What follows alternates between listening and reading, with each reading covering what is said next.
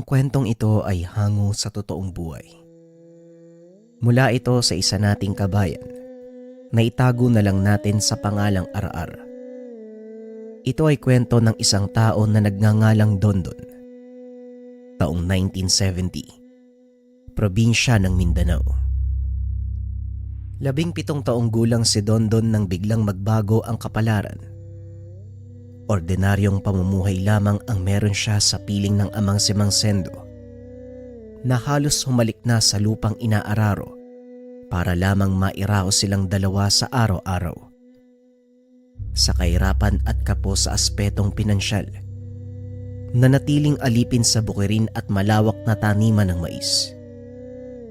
Pero lahat ay naging maginhawa nang makatagpo ang isang lamang lupa na kung tawagin ay Puting Baba.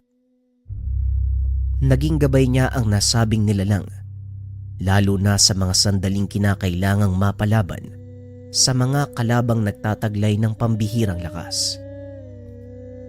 Tay, ipagpaliban niyo po muna yung pag-aararo. Makakapagantay naman si Doña Sita hanggang sa gumaling kayo eh.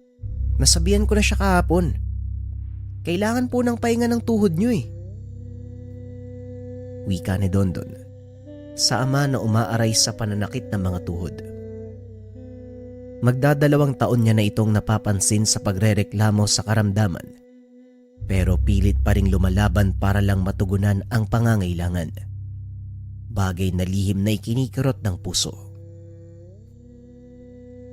Kung hindi ako mag-aararo ngayon, wala tayo makakain. At isa pa, sayang din ang pera na isasahod. Makakabili tayo ng bigas, kape at dilata. Huwag mo na akong alalahanin, Dondon.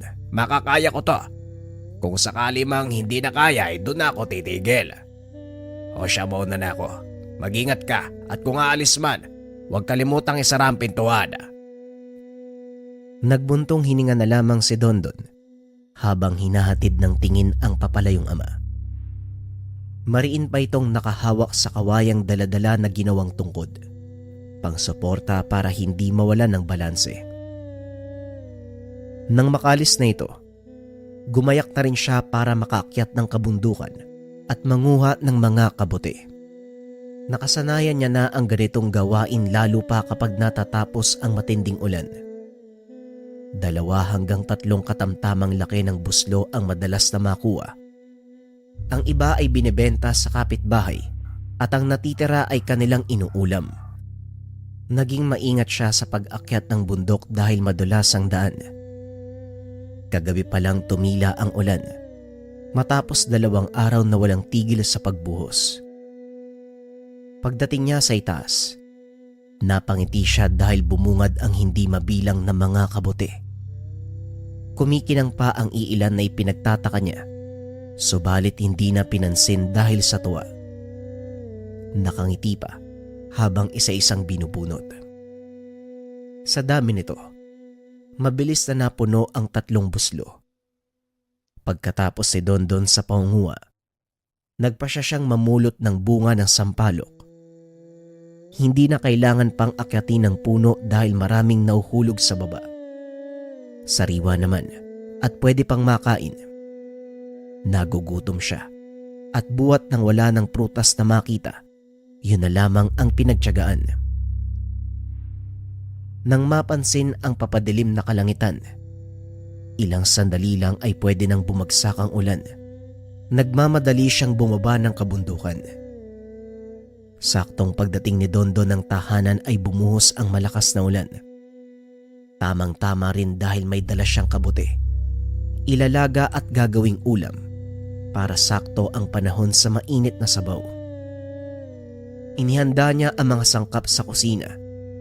Hinugasang mabuti ang maputik na kabuti. Pagkatapos ay hiniwa-hiwa ng katamtamang laki. Habang abala ang atensyon sa ginagawa, sa gilid ng kanyang paningin ay meron siyang nakita. Anino ng isang bata na palakad-lakad sa likuran. Makailang ulit niya itong nilingon, subalit wala namang namamataan. Inisip na lamang ni Dondon na baka pinaglalaroan lamang ng sariling paningin. Pero habang tumatagal, Parang may kasama siya sa bahay.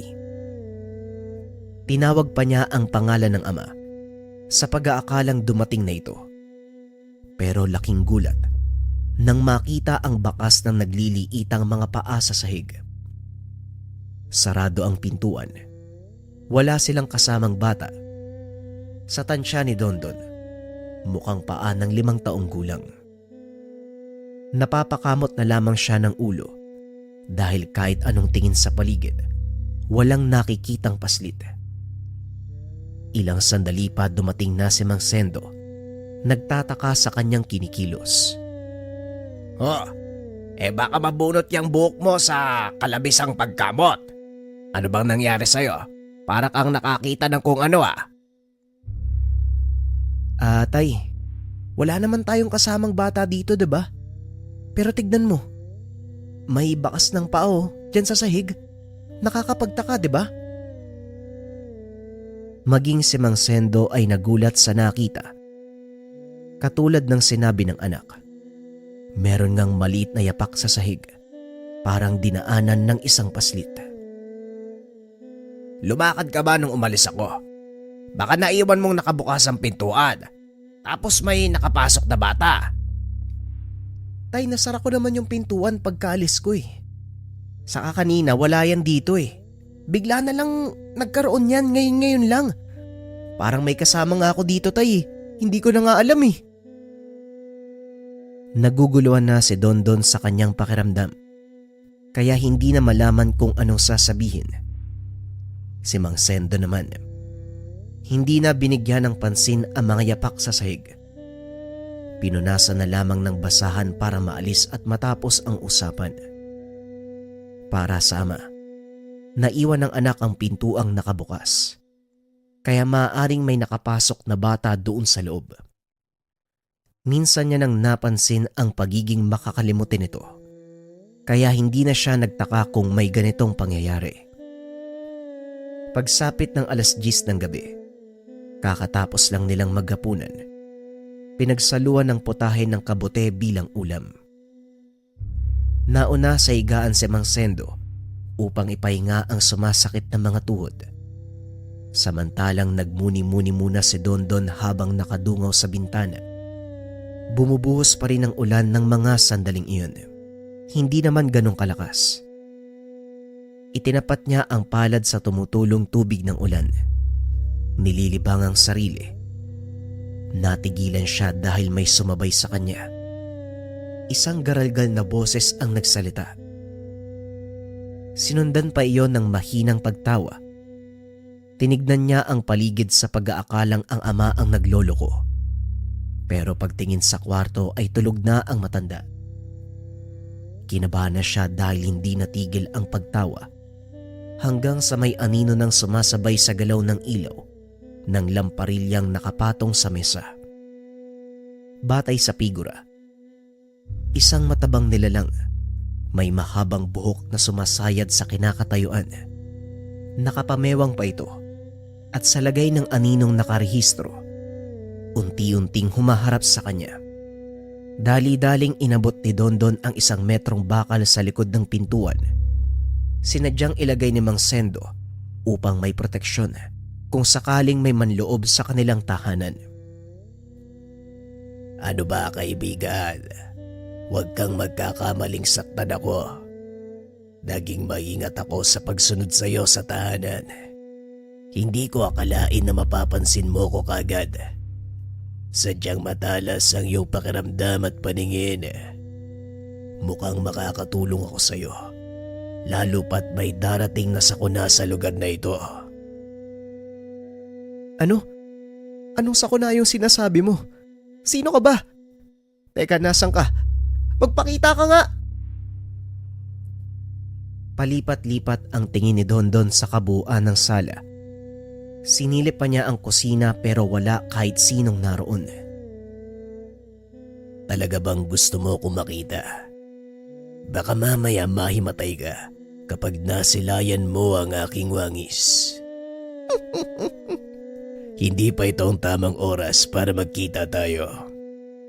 Nababaliw ka na ba? Ano bang sinasabi mo? Kung ako sa'yo magpakita ka sa akin, habang nagtitimpi pa ako. Kapag ako nakagawa ng paraan para makita ka, hindi ka makakalabas ng buhay dito. Sinubukan niyang sindakin ang hindi nakikitang kausap. Sa isip niya, isa itong kawatan na nagtatago kung saan. Kaso nga lang kung magnanakaw ito, bakit sa tahanan nila? Gayong wala silang salapi, hirap nang makakain sa araw-araw. Tama yang naisip mo, kaibigan. Nababasa ko yan. Kung magnanakaw ako, anong mapapala ko sa tahanan nyo? Hirap na nga kayo sa pagkain. Bakit ko pa kayo nanakawan? Wika ng boses. Nababasa nito ang isipan ni Dondon. Mas lalong ninais ng binata na mahuli ang kausap. Idagdag pa ang mapang-asar nitong pananalita at nakakarinding pagtawa. Tila sinusukat ang kanyang pasensya. Sinasabi ko sa'yo, kung hindi ka magpapakita sa akin, malilintikan ka talaga. Huwag mo ngang binabasa yung isipan ko. Tumawa na lang ang boses. Maigpit na ang pagkakahawak ni Dondon sa bakal habang isa-isang sinisilip ang lugar. Nang walang makita, nahampas niya ang mesa. Dito na nagising si Mancendo at naabutan ang anak na mag-isang nagsasalita. Hoy Dondon, gabing-gabi na nag-iingay ka pa dyan. At saka sino ba yung kausap mo? May pahampas-hampas ka pa sa mesa. Tignan mo yan. Kakaayos ko lang yan tapos masisira na naman. Ikaw talagang bata ka. Kung ano-ano ang ginagawa mo. Kung hindi ka pa inaantok, abay humiga ka na lang. Napayuko na lamang si Dondon nang mahuli ng ama. Nang balikan niya ng tingin ang anino ay wala na. Hindi na rin maramdaman ang presensya ng nilalang. Dahil sa sinabi ni Mang Sendo, tahimik siyang pumasok ng sariling kwarto. Nakahigang napapaisip sa nangyari. Kinakabahan pa sa ideyang baka nagsimula na siyang mabaliw buhat sa hindi pagkain sa tamang oras. Nitong nakaraang linggo, palagi siyang nalilipasan ng gutom. Kagad niyang iwinaksi ang isipang iyon. Pinilit na lamang na matulog. Ngunit masyadong makulit ang nilalang. May lakas pa ng loob na bumalik para manggulo.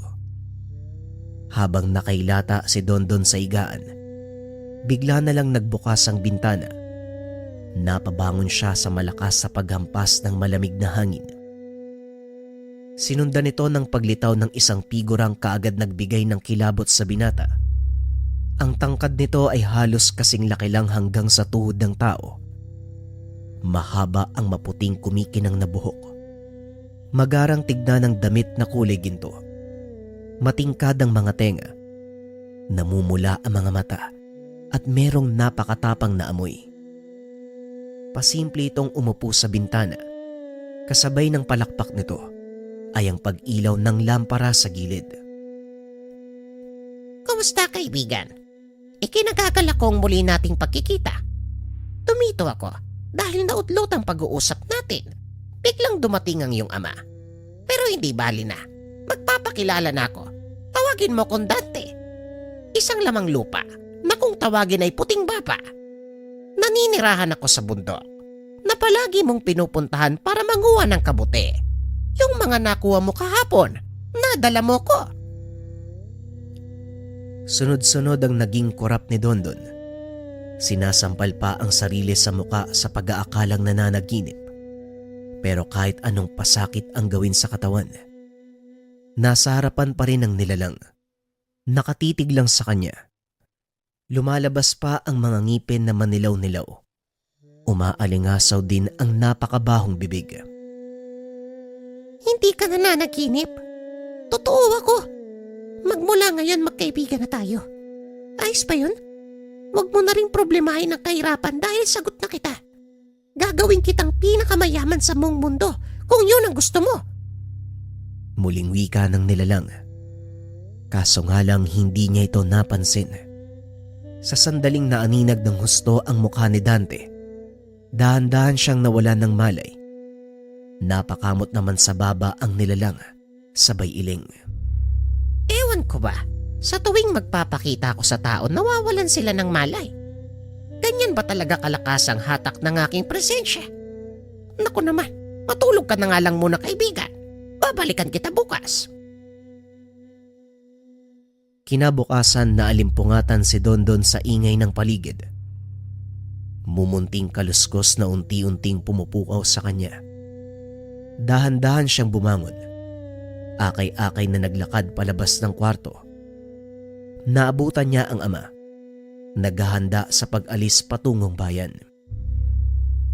O anak, gising ka na pala. Mabuti yan, naalis muna ako ha. Pupunta lang ng bayan para makabili ng kaba ng bigas. Si Doña Sita kasi, nagbigay ng malaking salapi bilang bayad niya sa isang buwang pag-aararo. Ewan ko ba, bayad naman na yun pero nagbayad pa uli. Nagpasalamat na lang ako dahil may panggastos na tayo sa loob ng ilang buwan. Tunay ngang talagang may milagro ano. Sige po tay, mag-iingat po kayo. Tugon ni Dondon. Mabigat pa ang pangangatawan nito. Naupo na lamang siya at pinakalma ang sarili. Sa kanyang pagpapahinga, lumitaw si Dante doon sa bintana. Kaibigan, kakagising mo lang tapos matutulog ka uli? Nga pala, nandito ako para pagsabihan ka. May masamang mangyayari sa kalsada mamayang 7:00 ng gabi. Siguraduhin mong pupunta ka doon para matulungan ang mag-inang sasalakayin ng aswang. Kagad napatayo si Dondon nang makita si Dante na nakaupo sa kanyang tabi. Hinampas niya ito ng nadampot na baso, subalit tumagos lamang sa katawan ng lamang lupa.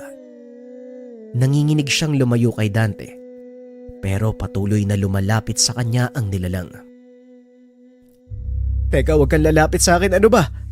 Tigilan mo nga ako! Ano ka ba? Engkanto o demonyo? Anong klaseng nilalang ka ba? Bakit ka nandito sa amin? Wika ni Dondon. Pasimpleng tumalon sa ibabaw ng mesa ang maliit na nilalang upang kahit papano hindi mahirapang tumingala kay Dondon. Kaibigan, nasabi ko na sa iyo na isa akong lamang lupa. Puting baba ang tawag sa katulad kong nilalang. Naninirahan ako sa kabundukan sa ilalim ng lupa. Naisama mo ko sa pangunguha ng kabutay nung nakaraan. Naging libangan ko ang pagpapanggap dahil sa baba kong mahaba at hugis kabute. Pero sinadya kong magpakuha sa iyo para maging malapit tayo. Lamang lupa, puting baba, kabute. Ano ba, lintik na. Umalis ka nga ditong maligdo ka. Sinabuyan ng asin ni Dondon ang lamang lupa. Pero hindi ito umepekto. Hindi takot ang katulad ni Dante sa ganung pamamaraan. Natigil lang siya nang maging seryoso ang maliit na nilalang. Tama na ang kalukuhan, kaibigan. Oras na para maging seryoso. Dahil hindi ko galing magsayang ng panahon. Hindi ako kauri ng tao. Isa kong nilalang na may kakayang hindi nyo kayang gawin. Isa sa aking katangian ang malaman ng paparating na banta ng ibang nilalang sa lugar na aking kinabibilangan. Ang layunin ko rin ay tumulong para maitaboy ito. Pero ang kumalaban ng ibang lahi ay imposible kung walang tutulong na tao. Kaya naman gusto ko makipag-alyansa sa iyo. Hindi ka naman malulugi dahil pareho tayong makikinabang. Matutulungan mo ang mayayaman dito at hindi rin masisira ang bundok na tinitirahan ko. Napatitig na lang ang binata sa nilalang ni hindi malaman kung anong gagawin o isasagot. Naririnig naman niya ang bawat sinasabi nito pero walang balak na umintindi ang kanyang isipan, naguguluhan sa mga nangyayari. Ulitin ko, kaibigan. Mamayang 7:00 ng gabi pumunta ka sa kalsada upang mailigtas ang mag-ina. Kung hindi ka rarating, isipin mo na lang na ikaw ang magiging dahilan kung bakit may buhay na masasaktan. Tandaan mo yan. Matapos magsalita ni Dante, bigla na lang siyang naglaho. Si Dondo naman sa kabilang banda ay nakaramdam ng takot. Nanumbalik sa kanyang isipan ang nangyari sa mga nagdaang taon. May nababalita na noon tungkol sa pambibiktima ng mga aswang. Hindi naman ito tumatagal ng mahabang panahon. Sandaling may nabibiktima at tumatahimik din ang lugar. Kaso nga lang, may mga taong nakapagsabi na minsan silang nabiktima. May ebidensya din dahil sa peklat sa katawan, buhat sa mga natamong kalmot. Isa na rito ay ang kanyang ama na si Mang Sendo. May malaking sugat sa hita, dulot ng kalmot ng aswang, sa hindi inaasahang inkwentro sa palayan. Nakaligtas naman ang matanda, pero may natanggap na sugat. Sa sinabi ni Dante, kinabahan ng husto si Dondon. Sumapit ang hapon. Mag-isa lamang ang binata sa bahay. Hindi pa dumarating ang ama galing bayan at wala nang paramdamang lamang lupa. Pero naaalala pa rin sa kanyang isipan ang sinabi ni Dante. Nagsimula na siya magdasal. Sinambit ang pangalan ng kung sino-sinong santo para hilingin na wag sanang mangyari ang sinabi ni Dante. Ngunit ang elementong iyon, malakas ang pangamoy lalo na sa banta ng kalabang lahi. Partikular ang mga aswang na silang kadalasang nananansala sa bundok na tinitirahan. Ang puting baba ay uri ng lamang lupa na ayaw magpaistorbo sa pananahimik sa itinuring bahay, pero may mga pagkakataon na doon nagaganap ang sagupaan ng mga aswang kontra tao o aswang kontra sa aswang. Walang ibang salaring sinisisi ang lamang lupa kung hindi ang aswang. Kung hindi dahil sa nasabing nilalang, walang gulo na makakarating sa kabundukan. Pumatak na ang 5:00. Nababahala na si Dondon dahil malapit na ang oras na binanggit ni Dante. Doble ang kanyang kaba dahil wala pa ang ama. Walang karamay sa kasalukuyang sitwasyon. Patuloy na lumipas ang oras. Sumapit na ang 7:00. Nang mga sandaling iyon, kahit anong pigil pa ang gawin ng binata, hindi niya magawang tanggihan ang boses na tumatawag sa kanya. Hanggang sa natagpuan ang sarili, nasa kalagitnaan ng tahimik at mahabang kalsada. Madilim ang paligid. Nakakabingi ang katahimikang bumapalot. Nanginginig na siya. May nararamdamang presensyang hindi pagmamay-ari ng tao. Umaalingasaw na rin ang amoy. At bago pa makita ng kakarating na nilalang, kagad nang nakapagtago si Dondon. Katulad ng sinabi ng puting baba, may aswang na nagbabantay sa kalsada. Ilang sandali pa, natatanaw na ni Dondon ang ilaw mula sa sulo na bitbit ng isang ina. Karga-karga ang umiiyak na sanggol. May dalang malaking bag na nakasabit sa balikat. Sa katahimikan ng paligid, maririnig kahit mahinang pagsasalita ng ina. Pilit na pinapataan ng anak. Kaso nga lang, dito na humarang ang nilalang.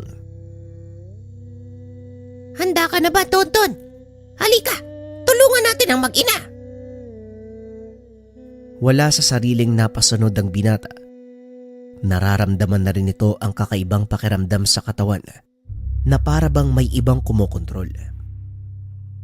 Nang tignan niya ang mag-ina na hinamak ng aswang, kagad siyang kumaripas ng takbo. Sa isang iglap lang ay sakal-sakal na ang nilalang. Lumapit na rin si Dante na kagad ginamit ang kakayahan upang mapatay ang nilalang. Hindi na nasundan ng tingin ni Dondon kung sa paanong paraan nalagutan ng hininga ang aswang. Ang nakita na lamang niya, nakahandusay ito sa lupa. Teka, anong nangyari? Paano namatay yung aswang? Yung mag-ina, nasa na?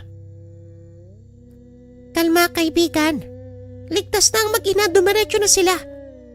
At yung tungkol naman dito sa aswang, huwag mo nang alamin kung paano namatay. Mahabang paliwanag pa eh. Basta ayos na ang lahat. Teka, talaga bang kaya mong malaman yung hinaharap? Katulad dito, sinabi mo sa akin to kanina bago mangyari eh. Paulit-ulit naman tayo. Isa akong nilalang na may kakayahang malaman ng masamang banta ng mga kalaban. Lalong-lalo na ang mga aswang. Tingnan mo, malapit sa bundok, sa tahanan ko, dyan pa nag-aabang ng biktima. Sa susunod niyan, sa loob na manggugulo. Madadamay pa ang mga kalahi kong nananahimik eh. O siya, umuwi ka na. Nakabalik na mula sa bayan ng ama mo. Tatawagin na lang kita kapag meron akong naamoy uli. Wika ni Dante. Iniwan si Dondon sa kalagitnaan ng madilim na kalsada. Nagmamadali na ring umalis ang binata bago pa may ibang makakita. Pagdating sa tahanan, naroon na ang ama. Nababahala ito sa kanyang pagkawala. Ay Diyos ko naman bata ka, gabing-gabi na naggagala ka pa sa labas. Aba, kailan ka pa natutong lumabas sa gabi? Pinapayagan naman kitang umalis pero sa umaga. Yung may araw, delikado na ang panahon ngayon ha. May nakasalubong nga akong aswang eh. Mabuti na lang, hindi ako pinasin. Tay, dyan lang naman ako sa malapit eh. At saka pag meron naman akong napansin na kakaiba, umuwi naman ako kaagad eh. Ay nako, huwag kang magdahilan ng ganyan. Hindi natin alam kung anong kayang gawin ng nilalang. Mas mabuti na maging maingat kaysa mahuli ang lahat. O siya, may pagkain sa kusina. Tapos na akong kumain kaya ikaw na ang bahala sa sarili mo. Mauna na ako matulog ah. Sumasakit na naman tong tuhod ko eh. Nakahinga ng maluwag si Dondon nang hindi na nag-usisa pa ang ama. Kinakabahan pa siya sa nangyari kanina sa kalsada, lalo pat hindi maipaliwanag ang dahilan sa biglaang pag-iba ng kilos. Natatandaan niyang sinakalang aswang. Meron siyang pambihirang lakas na nararamdaman. Ito ang iniisip niya ngayon.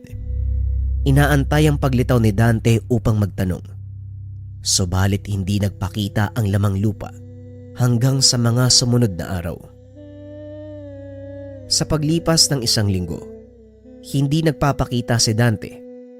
Inisip na lamang ni Dondon na naginip siya ng gising ng mga sandaling iyon.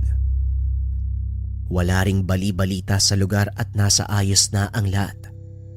Pero ang hindi niya maintindihan, ang biyayang natatanggap sa araw-araw. Ang kanyang ama, palaging nakakauwi ng salapi.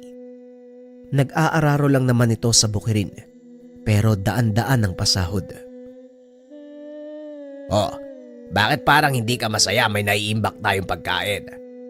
Kanina ka pa nakatayo dyan walang ibig? May problema ba, Dondon? Wala naman, tay. Napapaisip lang po ako eh. Paano kayo nakakakuha ng ganong kalaking pera? Gayong pag-aararo lang naman yung trabaho mo. Hindi naman ganong kalaki yung binibigay sa'yo.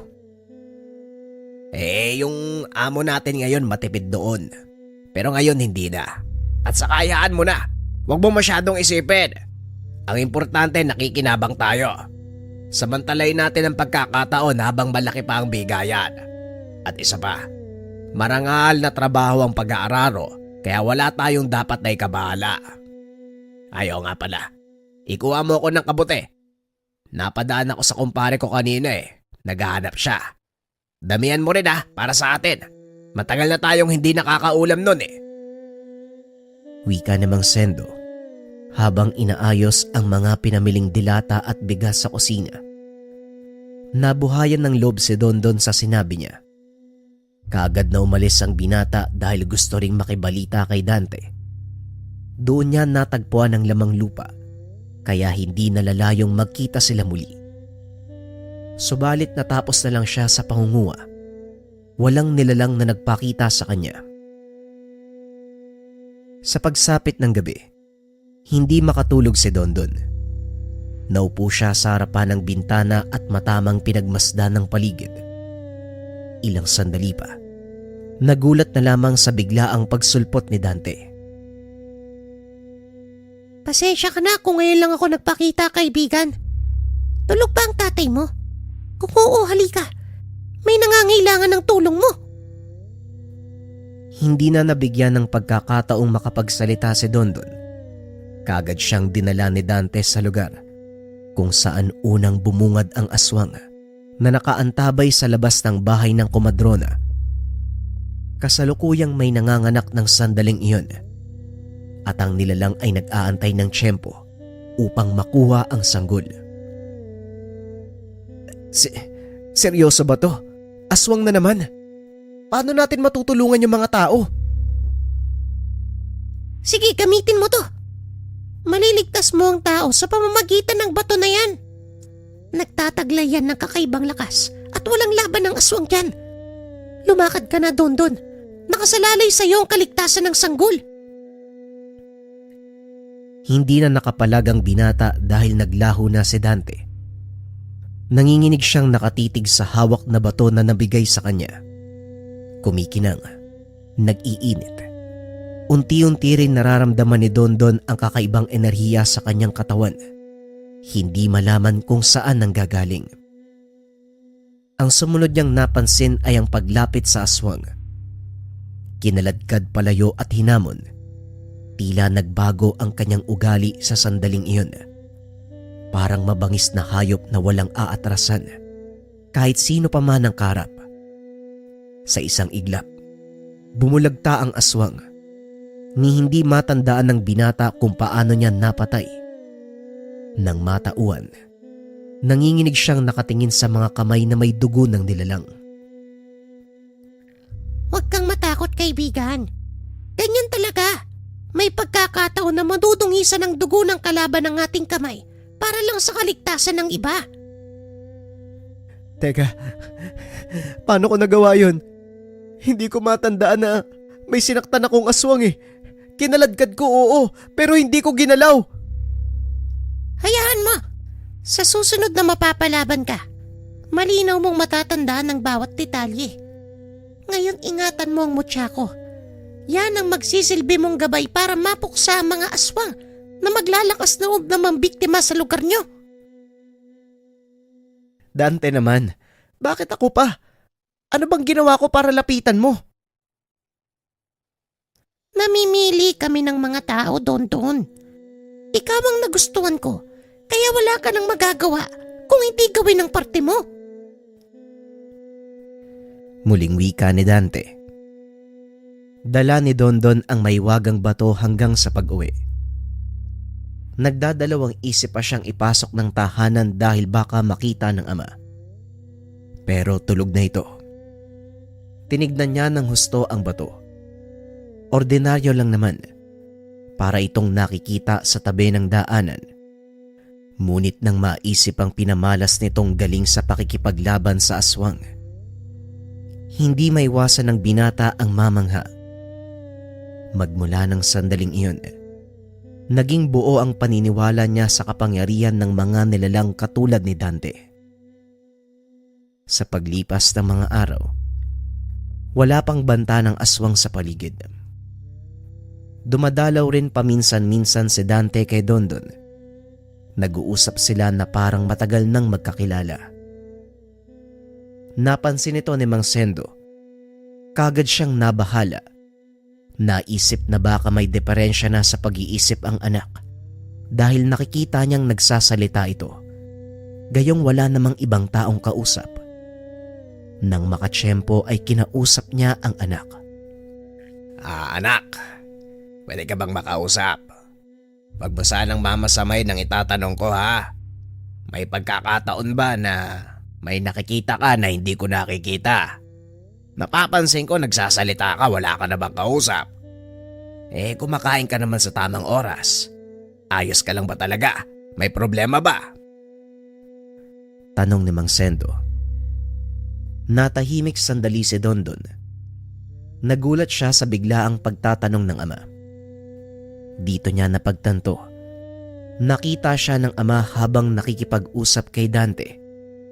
Hindi nito nakikita ang nilalang, kaya't napagkakamalan siyang baliw. Ano lang siguro, alam nyo na, di ba? May mga pagkakataon talaga na kailangan nating kausapin yung sarili natin, di ba? Parang para mas magpursige ka. Yun lang naman ho. Pagrarason ni Dondon, kagad siyang pinaniwalaan ni Mang Sendo. Ayaw nitong isipin na may sakit sa utak ang anak. Ano ba? Basta wag ka magpapalipas ng gutom ha. Marami na tayong pagkain Kaya kumain ka ng tama sa oras. Kinakabahan ako baka matuluyan ka. Ay nako, wag naman sana. Natawa si Dondon sa mga sinabi ng ama.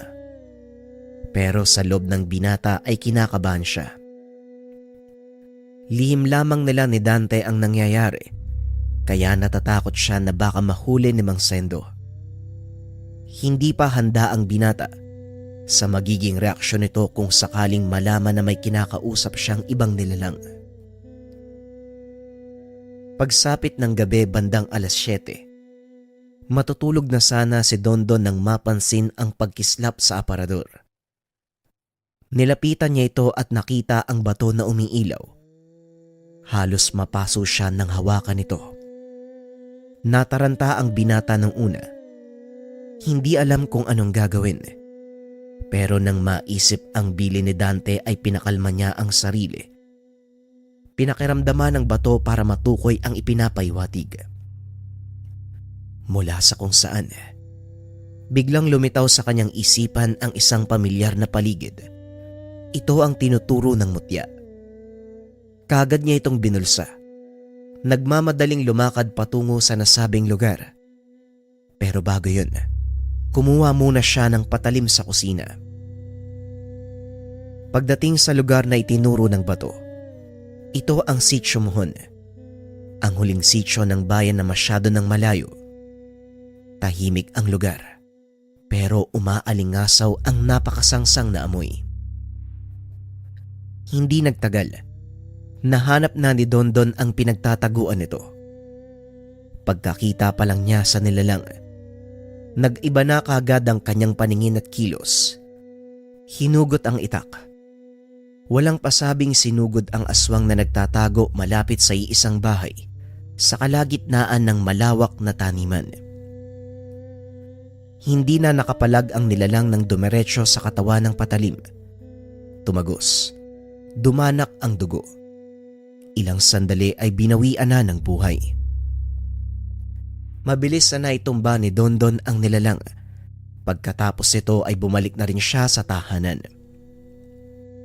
Naupo siya sa labas. Malakas pa rin ang tibok ng puso buhat sa nangyari. Hindi siya makapaniwala na ang dating simpleng pamumuhay ay nag-iba na ngayon. Hindi niya inasahan na may ganitong kaganapan sa kanyang buhay. Napabuntong hininga ang binata habang mariing hawak ang bato. Ilang sandali pa dumating si Dante. Pasimpleng naglakad palapit. Kumusta ang tagapagligtas? Ngayong alam mo na kung paanong kumilos ang mutya na yan. Pwede na kitang hindi samahan sa sandaling mapalabang ka. Huwag kang mag-alala. Sagot ka ng bato. Hindi ka papabayaan yan kahit ano man ang mangyari sa'yo. Ingatan mo lang ha. Gamitin mo lang sa oras ng pangangailangan. Hindi ko pa rin maintindihan kung bakit sa akin mo pinagkaloob to eh. Pwede naman sa ibang tao, di ba? Bakit ako pa talaga? Ayoko nang paulit-ulit, kaibigan. Sinabi ko na sa'yo na ikaw ang aking napili na pagkalooban ng mutya.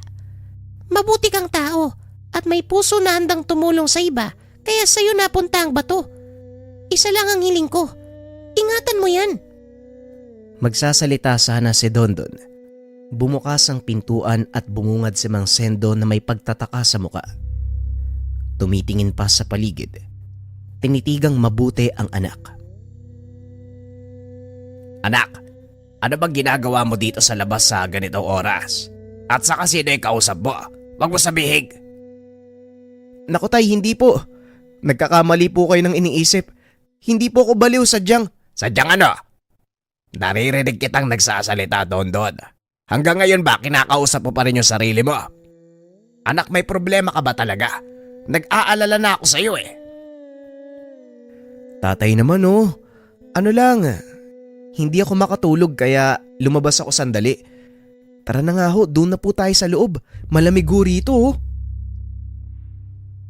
Hindi na nakapagsalita si Mang Sendo nang hilahin ng anak papasok ng tahanan. Nakahinga na rin si Dondon dahil hindi na nagpumilit pa sa pag-uusisa ang ama. Kinabukasan naging usap-usapan sa buong bayan ang tungkol sa natagpuang bangkay ng aswang Kagad namang niligpit ng tauhan ng barangay, pero hindi pa rin mawala ang pangamba ng lahat. May iilan na ring nakakapagsabi, nakaramdam ng banta ng nasabing nilalang. May nakarinig ng halinghing at kung ano-ano pang ingay na gawa ng aswang. Pasalamat din nila dahil walang taong napuruhan. Kinagabihan, mag-isa lang si Dondon dahil hindi pa nakabalik si Mang Sendo matapos mautusan ng amo na si Doña Sita sa bayan. Meron siyang hinatid na ani. Nabahala na rin ang binata dahil mag-aalas 8 na wala pa ang ama. Kanina pa siya nag-iintay sa bakuran. Nagpresenta naman si Dondon na sumama ngunit humindi ito. Mas mabuti na raw na may maiwan sa bahay. Makalipas ang ilang sandali, pumatak na ang alas 9. Hindi na siya mapakali kaya naman napagpasyang sunduin sa daan si Mang Sendo. Bitbit niya ang itak sa kanang kamay, solo sa kaliwa, at ang mutya ay nasa loob ng bulsa. Nasa kalagitnaan ng daan si Dondon. Tahimik ang paligid. Ang tanging maririnig ay ang kanyang mga yabag. Nalampasan niya na ang 6 na barangay at malapit na siya sa mismong sentro ng bayan nang makarinig siya ng hiyaw ng saklolo. Batay sa lakas ng ingay, malapit lang ito sa kanya. Ayaw na sanang pansinin dahil hindi naman ito ang kanyang sadya. Pero hindi kayang baliwalain, lalo na nang mapansin ang pag-init ng bato sa bulsa. Lumi siya ng daan. Hinanap ang pinagmumula ng sigaw. Nakarating ang binata sa taniman ng pinya. Kakaani lang ng prutas kaya walang sagabal sa malawak na lupain. Buhat sa unahan, nakita niya ang aswang na hinahamak ang 2 bata. Kagad siyang sumaklolo at ginamit ang kapangyarihan ng mutya. Nang magawa niyang makuha ang atensyon ng nilalang, sinenyasan niya ang mga bata na umalis. Ginawa niya na ang tungkulin at pinarusahan ng aswang. Halos magutay-gutay ang katawan ng nilalang sa dami ng taga na binitawan. Mabuti na lang nakapagpigil si Dondon bago maging pino ang kabuuan. Bumulagta na lamang ang nilalang na wala ng senyales ng buhay. Kagad namang nagpasalamat ang 2 bata na kanyang tinulungan. Bakit nandito pa kayo? Hindi ba sabi ko umalis na kayo? Ano pang ginagawa niyo dito? Alis na! Wika ni Dondon. Gusto lang po sana naming manguha ng gagamba para paglabanin, kaso inabol po kami. Yan ang sinasabi ko eh. Bakit ba kasi kayo nangunguha ng gagamba? Kayong 2, umalis na kayo dito bago pa man may dumating na ibang aswang. Gusto niyo ba yun? Kagad nagtakbuhan palis ang 2. Nagtataka si Dondon dahil hindi siya nakilala ng mga ito. Anak iyon ni Mang Tomas at Mang Benny. Dating kapitbahay na ngayon ay nasa kabilang barangay naninirahan. Ilang sandali pa, lumitaw si Dante para sagutin ang kanyang katanungan. Protektado ka ng mutya ko, kaibigan. Hinding-hindi ka makikilala ng makakarap o makakalaban mo. Kahit ang mga taong tinulungan mo, walang problema. Umayos ka na ha, may ililigtas ka uli. Eto naman si Dante sumusulpot na lang bigla eh. Talagang mahiwaga kayo no? Pati tong bato kung titignan parang ordinaryo lang pero ang angas ng kapangyarihan. Ganyan talaga. Gamitin mo sa tama. Huwag ka rin maghahangad ng masama dahil hindi kagana ang bato. Tutulong lamang yan kapag may nasa panganib. Ngayon lumakad ka na dahil makakasalubong mo sa daan si Mang Sendo. Umuwi na kayo. Mag-ingat sa daan. Naalerto si Dondon nang sabihin ito ng lamang lupa. Nagmamadali siyang bumalik sa daan dahil ayaw niyang mahuli ng sariling ama. Kaso nga lang kagaya ng sinabi nito. Nagkasalubong nga sila. Parehong nagulat nang makita ang isa't isa. Oh, anong ginagawa mo dito? Ang layo ng bahay tapos napadpad ka dito. Napatingin pa sa paligid si Mang Sendo. Pagkatapos ay matamang tinitigan si Dondon. Hoy anak, ano bang nangyayari sa'yo? Nung una nagsasalita ka lamang isa. Ngayon naman gumagala ka ng 10 oras. May hindi ka ba sinasabi sa akin? Kagad sumagot si Dondon sa maling iniisip ng ama. Ano po kasi tay, sinusundo ko po kayo. Ang tagal nyo kasi. Nag-aalala ako sa bahay baka kung ano nang nangyari sa inyo eh. Talaga lang ha? Sigurado ka ba sa sinasabi mo? Pakiramdam ko may hindi ka talaga sinasabi sa akin eh. Dondon, tatay mo ako. Huwag ka matakot na magsalita. Oo nga tay, tatay nga kita tapos kung ano-ano yung iniisip nyo. Halika na, bago pa lumalim ng husto yung gabi oh. Maupos na yung sulo natin. Hindi na nagtanong pa ang ama matapos nun. Napabuntong hininga si Dondon nang makarating sa tahanan. Patuloy niyang kinumbinsi ang ama na walang mali sa kanya. Mabuti na lamang naniwala. Hindi na nagtanong pa kaya hindi na siya nahirapan. Lumipas ang ilang araw bago muli nagparamdam ang aswang. Sa pagkakataong ito sa kabilang bayan umatake. Dala ni Dondon ang mutya at itak na nakasugbit sa kanyang tagiliran. Nagmamadali niyang pinuntahan sa kanilalagyan ang nilalang na halos makapasok na sa pinupunteryang bahay. Walang nakapansin. Tulog na ang mag-ina sa tahanang iyon. Naiwang nakabukas ang malaking bintana kung kaya't nakahanap ng pagkakataon ang aswang na pumuslit. Pero bago ito mangyari, nagawa na ng paraan ng binata. Kinaladkad niya sa malayo ang nilalang upang doon parusahan. Naging mabilis ang pangyayari. Sinubukang manlaban ng aswang. Paulit-ulit na kinalmot si Dondon. Sinubukan pang mangagat pero hindi na hinayaan ng binata. Kagad niyang pinatahimik sa pamamagitan ng paulit-ulit na pagsaksak ng patalim sa iba't ibang bahagi ng katawan. Tumagas na ang dugo. Binawian ito ng buhay. Napabuntong hininga si Dondon habang tinititigan ang nakailatang bangkay ng aswang sa lupa. Nakabalik na siya sa wisyo ng mga sandaling iyon. Hindi mapigilan ang pagkiskisan ng ngipin ng dahil sa gigil. Ilang beses niya nang nasaksiyan ang pagtatangka ng lahi ng aswang sa mga tao, kaya gano'n na lamang ang kanyang reaksyon. Pwede namang hayop na lang yung biktimahin. Bakit kaya kailangan pang gambalain yung mga tao? May mga ganong uri ng aswang. Mas gusto nila ang dugo at laman ng tao. Meron din naman hayop lamang ang kinakain. Pero importante, naililigtas mo ang buhay ng mga biktima. Napalingon ng binata sa pinanggagalingan ng boses. Buwat sa hindi kalayuan, nakita niya si Dante na nakadungaw ang ulo sa hukay. Nilapitan niya ito at nagtanong. Ilang aswang pa ba'y makakalaban ko para matapos na to?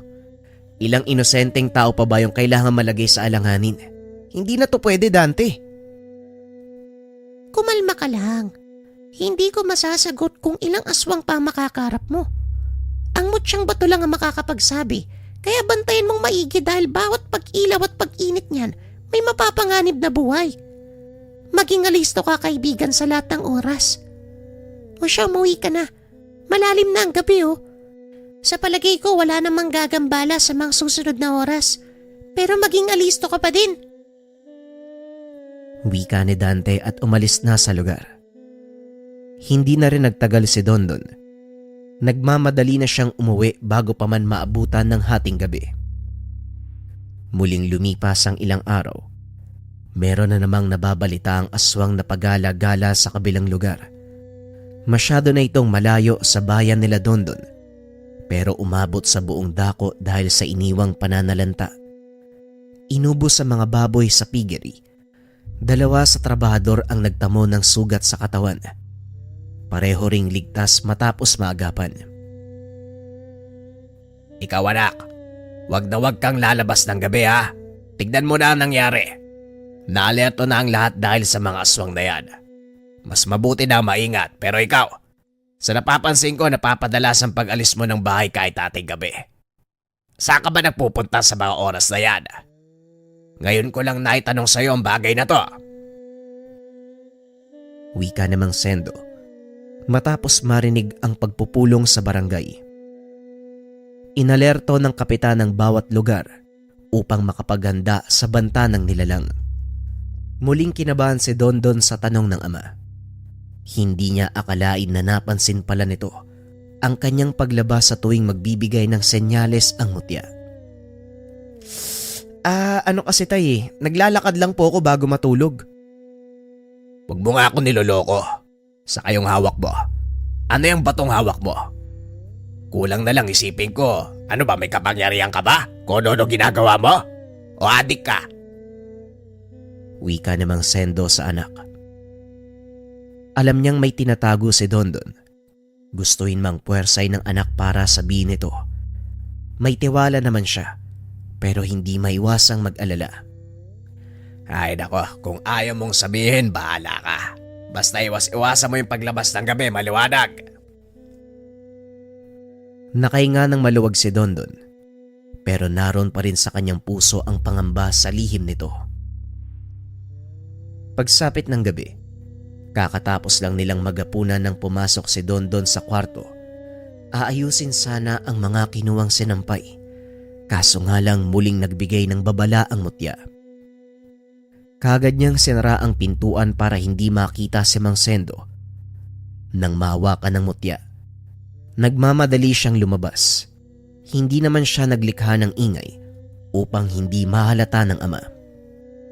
Nalito si Dondon kung aling direksyon ang pupuntahan. 2 daanan ang tinuturo ng mutya, kaya hindi niya malaman kung ano ang uunahin. Pero sa huli ay nakapagdesisyon. Una niyang pinuntahan ang bayan ng Purok Chico, sityo ng kabilang bayan. Malayo na ito sa lugar na kanyang tinitirahan. Naabutan niya roon ang babaeng aswang. Nakahanda ng ambahan ng babaeng buntis na nagmamadaling naglalakad sa daanan. Pauwi na ito at mukhang galing sa trabaho dahil nakasuot pa ng uniforme. Hinila na naman ni Dondon papalayo ang aswang upang hindi mapansin ng ibang tao ang gagawin niyang pagpatay. Sa taniman ng mais kinaladkad ni Dondon ang nilalang. Nahawi pa ang mga pananim dahil sa pagdaan nila. Nagkaroon pa ng pagpalitan ng lakas dahil nanlaban ng nilalang. Dito nahirapan ng binata. Masyadong agresibo at mabilis ang kilos ng nilalang. Mas malakas din kumpara sa mga naunang nakalaban. May pagkakataon pa, kamuntikang makatakas. Buti na lang nahabol niya ng taga. Subalit kahit nagtamo na ng sugat mula sa patalim, may lakas pa ring lumaban ang aswang. Tila siyam ang buhay nito. Sa kabila ng pagbulwak ng dugo sa katawan, nakakatayo pa at gustong patayin ng binata. Ngunit sa huli, gamit ng kapangyarihan ng mutya ay tinuluyan niya ito. Sa puntong iyon, nasaksihan ni Dondon ang iba pang lakas ng mutya. Maliban sa proteksyon na ibinibigay sa kanya at sa kakayahan nitong magpatay ng kalabang aswang, maging sa mga hayop ay umiepekto ito. Hindi siya nararamdaman ng mga aso sa tuwing napapadaan, kaya hindi ito lumilikha ng ingay. Pagka-uwi ng tahanan, hindi pa man siya nakakapasok ng tahanan, naroon na ang ama at nag-aantay sa kanya. Kaagad niyang tinago ang mutya sa bulsa. Wala ka man lang bang sasabihin sa akin, anak? Ayaw sana kitang pilitin na magsalita. Pero kung hindi ko gagawin, hanggang kailan ako maghihintay na magkukusa ka? Huwag mo nang ipagkaila. Alam kong meron kang tinatago sa akin. Yang batong hawak mo hindi yan ordinaryo. Merong kapangyarihang taglay. Yung ginawa mo ngayong gabi nasaksihan ko eh. May tinulungan ka at meron kang pinatay na aswang. Hindi na makaisip ng isasagot si Dondon. Kinabahan at pinagpawisan. Nang mapansin ng ama ang reaksyon, kagad itong pumuna. Ay nako, hindi na bale anak. Huwag kang matakot na malaman ko ang sikreto mo. Natutuwa pa nga ako dahil may ginagawa kang kabutihan sa ibang tao.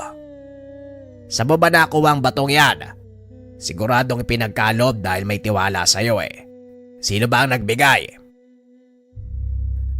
Huminga ng malalim si Dondon bago sumagot. Isa pong lamang lupa. Puting baba daw po, tay. Sa pangunguha mo ng kabuti. Kaya yan dumikit sa'yo. Alam ko ang kwento ng lamang lupa na yan pero hindi ko lubos akalain na ipagkakatiwala sa'yo yung tinataglay nilang mutya. Napapangiti si Mang Sendo. Hindi makapaniwala na pinagkatiwalaan ng ibang nilalang ang kanyang anak. Batid niyang hindi basta-basta nagkakalob ng isang bagay ang lahi ng mga ito sa mga tao. Hindi ka galit sa akin, tay? Hindi niyo po ba ako sesermonan kasi pasaway ako eh. Lumalabas po ako nang hindi nagpapaalam. Bakit naman kita papagalitan? Gayong may ginagawa kang kabutihan. Katulad ng nilalang na nagbigay sa'yo ng bato. Natutuwa ako at nagagamit mo sa mabuting paraan. Ikinagagalak ko na may anak akong kagaya mo. Nagpapasalamat din ako sa pagdating ng batong yan dahil naging masagana ang pamumuhay natin. Magmula nun, hindi na naging lihim ang gawain ni Dondon. Hindi na rin siya takot na magsabi sa ama tungkol sa nagagawa niya. Nakuwang ikwento ang buong kaganapan sa tuwing may aswang natutugisin. Sa paglipas ng panahon, ito ang naging tungkulin ng binata. Nariyan si Mang Sendo na handang tumulong kung kinakailangan. Paminsan-minsan na lang kung magpakita si Dante hanggang sa dumating sa punto na hindi na ito magilap. Hindi dahil ayaw makita ang binata, kundi buo na ang pasya na ipagkatiwala ang batong mutya para malabanan ang sinumang aswang na nanggagambala sa lugar. Lalo na ang maglalakas loob na umakyat ng kabundukan at doon dali ng biktima para maghasik ng lagim. Isa pa, nasa tungkulin na ni Dondon na protektahan ang tirahan ng puting baba, paraan na din upang maalagaan ang kaibigan. Hindi man ito nagpapakita, alam ni Dondon na palaging nariyan ang kaibigan nagmamasid sa kanya. Sa paglipas ng panahon lalo pang kumapit ang mutya sa kanyang katauhan. Kaya't magtago man ang kaibigan, nararamdaman niya ito na nagmamasid sa kanya. Lalong naging masagana ang pamumuhay ng pamilya ng mag-ama. Umabot pa sa punto, hindi na lang para sa kanila ang lahat ng kinikita. Binabahagi ito sa ibang kababaryo. Ginagamit din ang pera para mapalago ang kanilang sityo sa lahat ng aspeto na kailangan sa buhay ng tao. Sino ba namang mag-aakala na ang pagdikit ng isang nilalang ang tuluyang makakapagpabago ng buhay ng isang simpleng binata? Umabot pa sa punto na maging buong baryo ay nakinabang sa munting kaibigan ni Dondon, ang puting baba, ang puting duwende ng sityo. Maraming salamat sa pakikinig ng ating kwento mga kabayan, Partikular sa kwentong duwende mga kabayan, Maraming karanasan tayo mga Pilipino na pumapatungkol dito. Kasi itong mga nilalang na duwende, sobrang malapit sila sa mga tao. Kapag nagustuhan ka nila mga kabayan, talagang gumagawa ng paraan ng mga duwende para pagandahin ang buhay. Pero kapalit nun, kailangan mong mag-alay sa kanila, kailangan mo silang alagaan, at ang pinakamahalaga, kailangan mong maging mabuting tao. Kasi kung makikita ng mga nilalang na ito na hindi mo ginagamit sa tama at napapariwara yung buhay mo, hindi ka nila tutulungan. Aalis yung mga yan mga kabayan. Kung sakaling meron kayong kwento patungkol sa mga duwende, huwag kayong mahiyang magbahagi dyan sa comment section. Maraming salamat. Paalam.